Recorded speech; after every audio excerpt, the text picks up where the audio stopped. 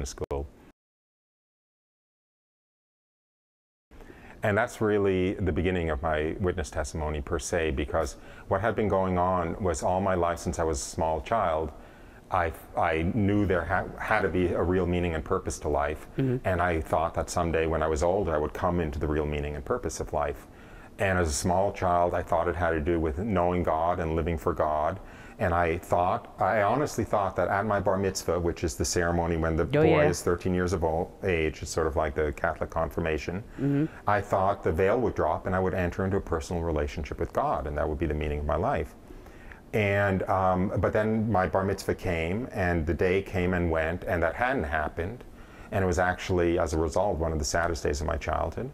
But then pretty soon I decided the real meaning of life would come when I got a driver's license, or when I got a girlfriend, or when I left home, or if I got into MIT, or if I got into Harvard Business School, or when I began my career, or whatever.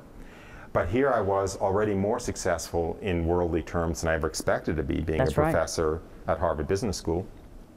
And yet life still had no meaning or purpose. And so I really fell into the worst depression of my life, a kind of existential despair, because there was no longer anything I could look forward to that held the promise of giving my life meaning, because I already had the brass ring. Very profound. But there still was no purpose to anything. We were just a chemical accident. You know, lightning had hit this muddy soup and started life, and there was no rhyme or reason or purpose to anything, and we lived for 60 or 80 years, and then we die, and that's it, and there's no sense to anything.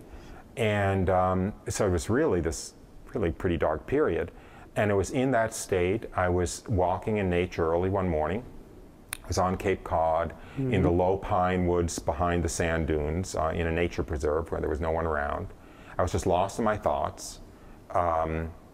And I received the most spectacular grace of my life. From one moment to the next, the veil between earth and heaven dropped, and I found myself in the presence of God, very knowingly in the presence of God, seeing my life as though I had died, and was looking back over my life in the presence of God.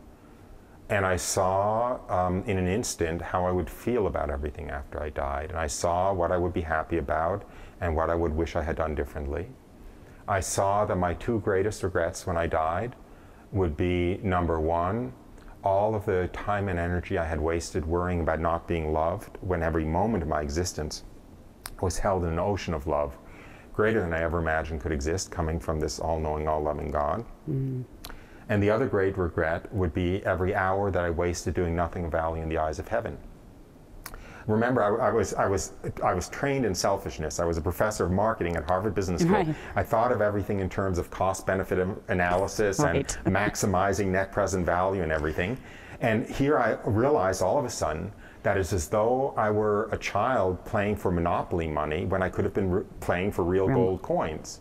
And if I wanted to be smart and selfish, the only thing that made sense would be to try to essentially accumulate as much riches in heaven as possible, you know, to work for things that would matter 100 million years from now, rather than putting all of this time and energy into working for things that wouldn't do me any good at all 60 or 80 or 100 years from now when I was dead. I could be working for things that would be, you know, benefiting me. I know that's an awfully selfish way of looking at it, but literally benefiting me 100 million years from now for all eternity. I saw that all my life I had kind of been looking back over my life as though I were, you know, looking in a rearview mirror, saying to myself, oh, if only that hadn't happened, then I would be happy today. If only that hadn't happened, then I would be happy today. And that nothing could be further from the truth, that everything that had ever happened to me had been the most perfect thing that could have been arranged, coming from the hands of an all-knowing, all-loving God. I just want to stop you right there, because I think, and I've heard you say this before, and I think that is one of the most profound graces that you were given. Because if people only knew that even their sufferings are when they are growing the most. Now the saints have told us that and all this and that, and say, yeah, easy for you to say, you're not, you know, but you actually had confirmation of this. Yes, I saw it. It was given to you, and you saw it. I saw it. I saw that not only had everything that had ever happened to me been the most perfect thing that could have been arranged, including the things that I thought were the greatest catastrophes at the time, the things that had caused the most suffering.